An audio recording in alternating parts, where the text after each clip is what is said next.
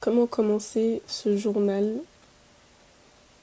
En fait, j'ai l'habitude d'écrire, mais il est arrivé un moment où je me suis dit, tout ce que j'écris, tout ce que je pense, j'ai envie de le mettre aussi sous forme de vidéo pour me voir évoluer. En vidéo, il y a ce truc où je vois même le monde changer sur moi.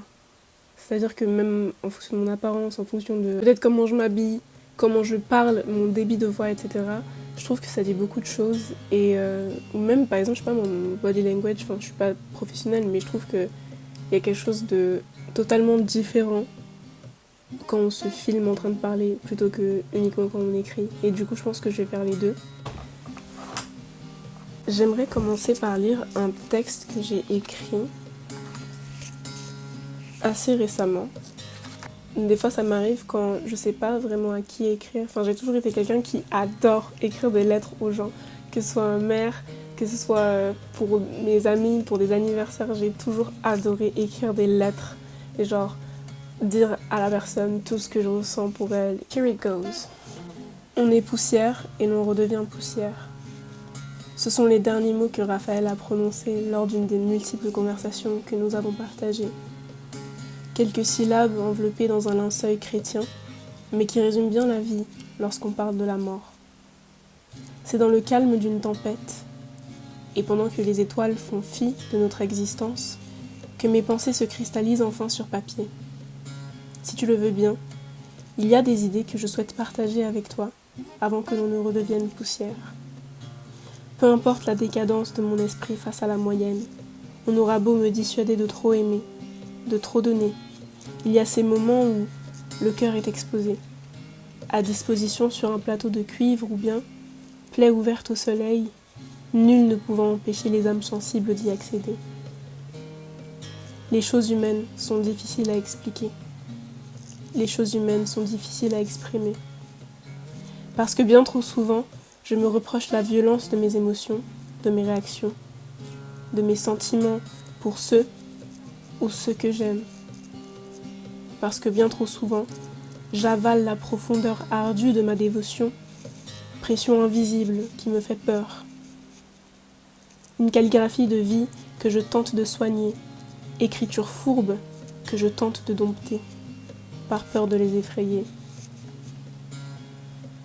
C'est dans cet établissement que je souhaite te communiquer mes amitiés, par mon plus grand acte d'amour, l'écriture. Voilà.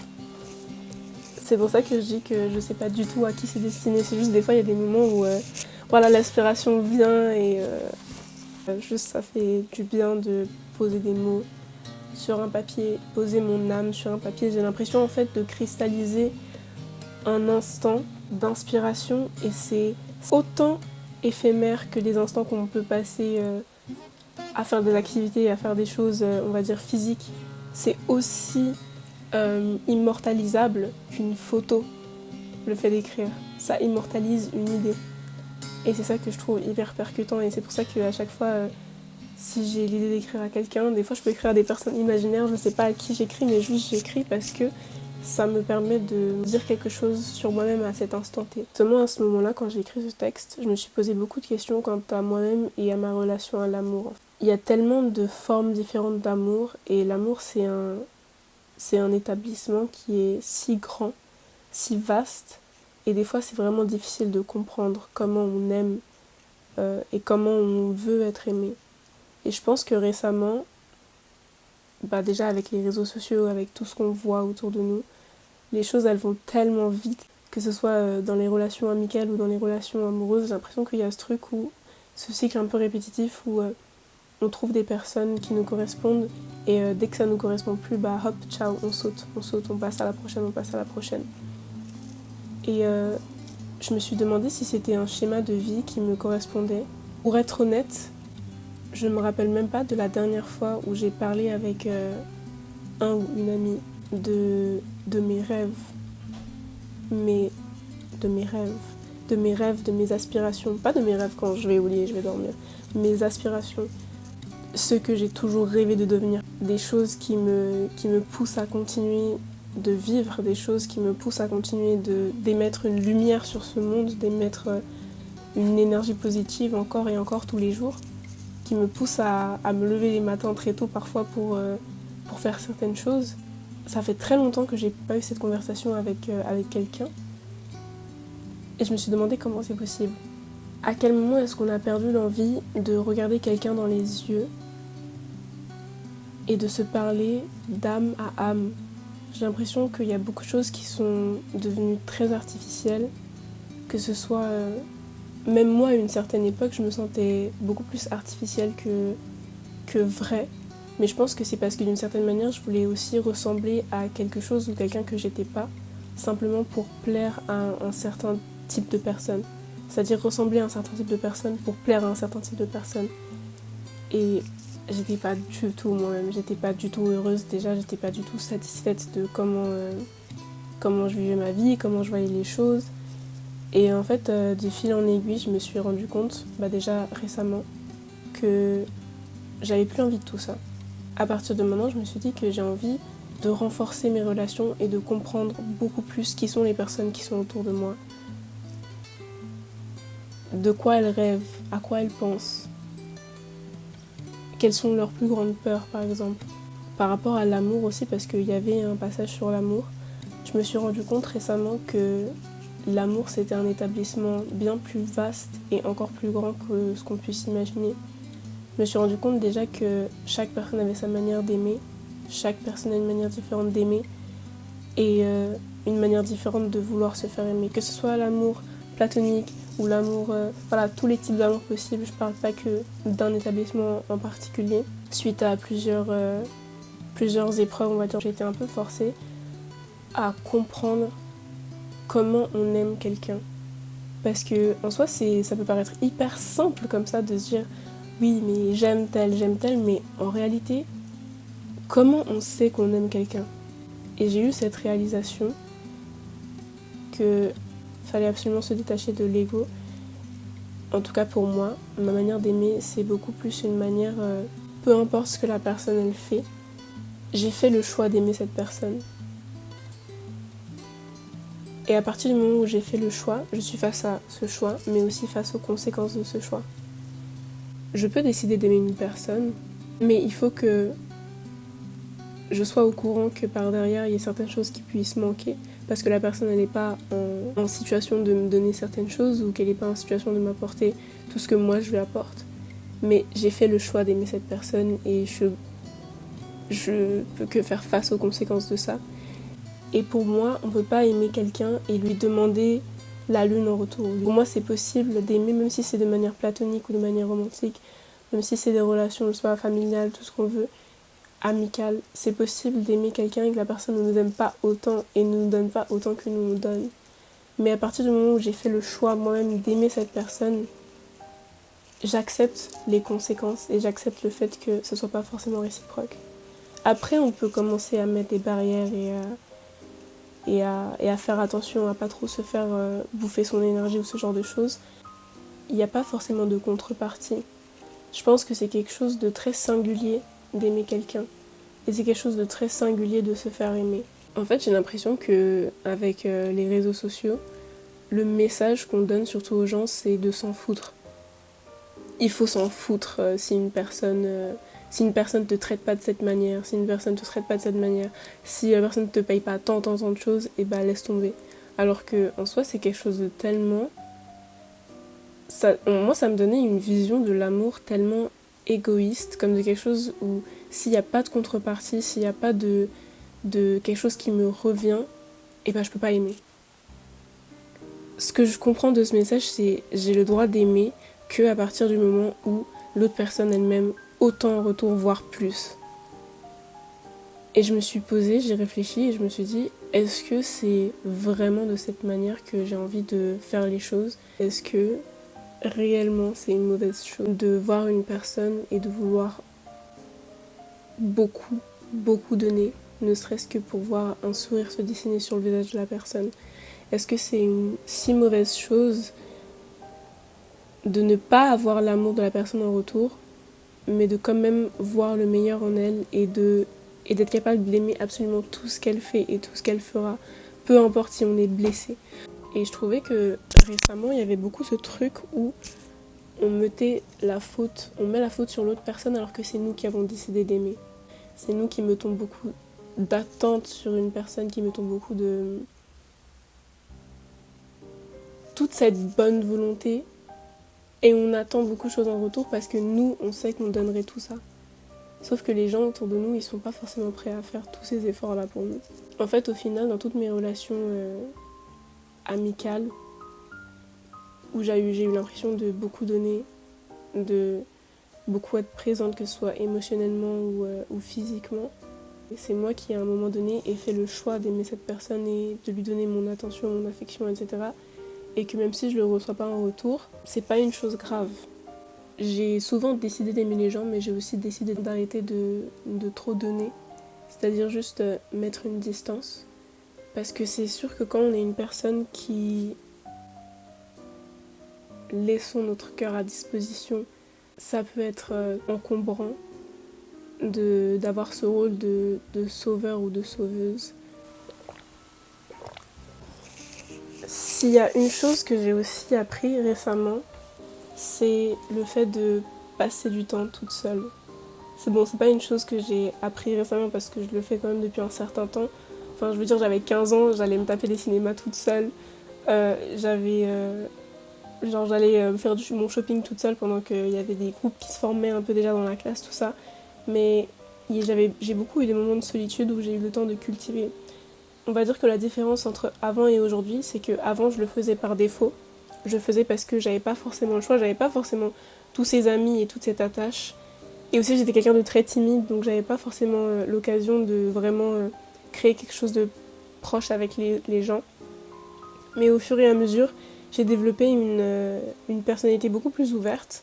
Et on va dire que cette période où j'étais très très timide et très renfermée sur moi-même, par défaut, je sortais toute seule, j'allais m'acheter des vêtements toute seule, mais du coup j'allais d'un point A à un point B sans forcément prendre le temps d'admirer la beauté du fait d'être seule, sans forcément profiter du moment où je suis seule par défaut.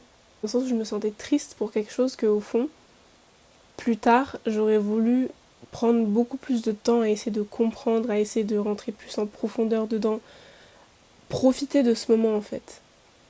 Parce que je pense que même dans les moments difficiles, même les moments où on a envie il y a des choses où on a envie que ça s'arrête, je pense que même dans ce genre de moments, on peut en tirer quelque chose et on doit profiter de tout, absolument tous les moments qui nous sont donnés par la vie. Et pourquoi aujourd'hui je dis que c'est par choix? J'ai appris à sortir toute seule et à faire beaucoup d'activités toute seule par choix. C'est parce que j'ai remarqué que en fait, tout cet amour que je donnais aux autres, je me l'étais jamais réservé en fait. Je m'étais jamais donné cet instant où je me suis dit ah, je vais passer du temps avec moi-même. C'était toujours ah, je vais passer du temps avec cette personne parce que ça sent pas bien et j'aimerais que quelqu'un sorte comme ça avec moi quand je vais pas bien. J'aimerais que quelqu'un se dévoue à moi comme ça quand je me sens pas bien ou même quand je me sens bien. Tout l'amour que je suis capable de donner et la façon dont je suis capable de m'occuper de mes amis, de m'occuper de toutes ces choses que j'aime, que je convoite, pourquoi je serais pas capable de les offrir à moi-même? Pourquoi je serais pas capable de sortir toute seule, d'aller me poser toute seule, de réfléchir toute seule, d'écouter de la musique toute seule, ou même juste de regarder une série toute seule, de manger un bon resto toute seule, et au bout d'un moment je l'ai juste fait. Pourquoi je devrais faire des choses pour rendre les gens plus confortables et les mettre à même de guérir, alors que je suis pas capable de me guérir moi-même et de m'apporter toutes les choses que j'aimerais qu'on m'apporte. Et c'est à partir de ce moment-là que je pense que j'ai pris un peu un pouvoir et j'ai appris à m'aimer moi-même et à me nourrir moi-même en fait, m'inspirer aussi toute seule beaucoup.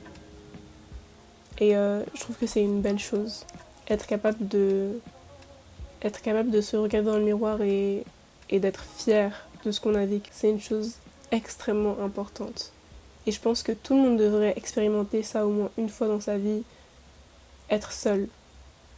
Et être ok avec le fait d'être seul.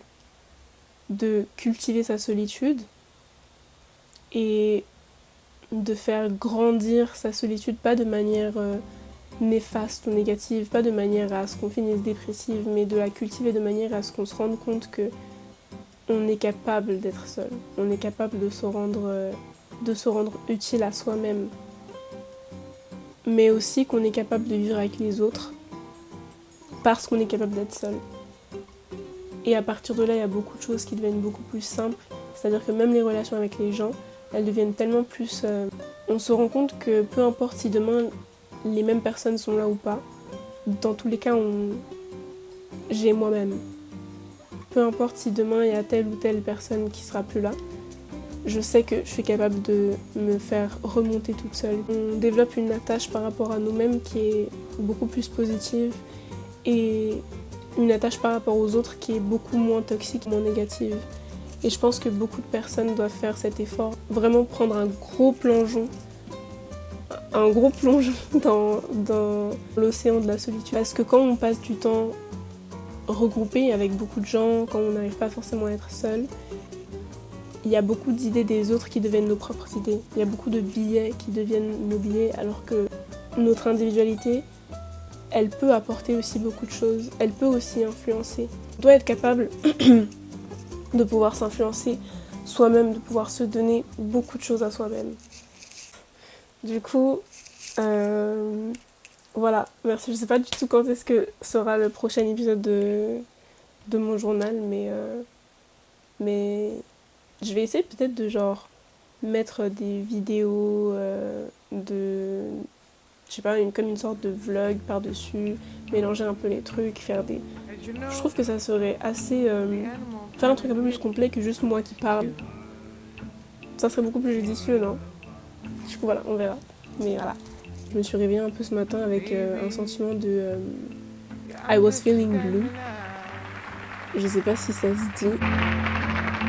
If sometimes you see that I'm mad, no one can always be an angel. When everything goes wrong, you see some bad. I'm just a soul whose intentions are good. Oh Lord, please don't let me be misunderstood.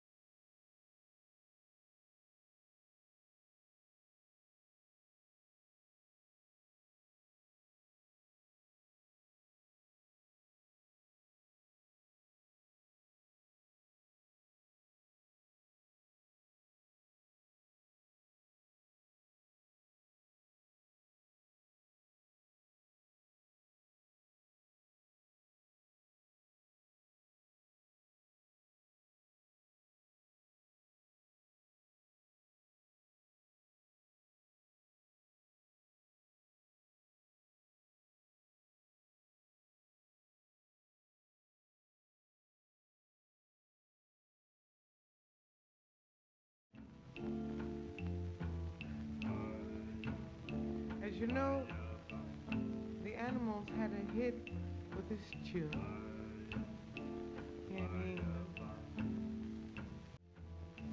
Baby, you understand me now. If sometimes you see that I'm mad,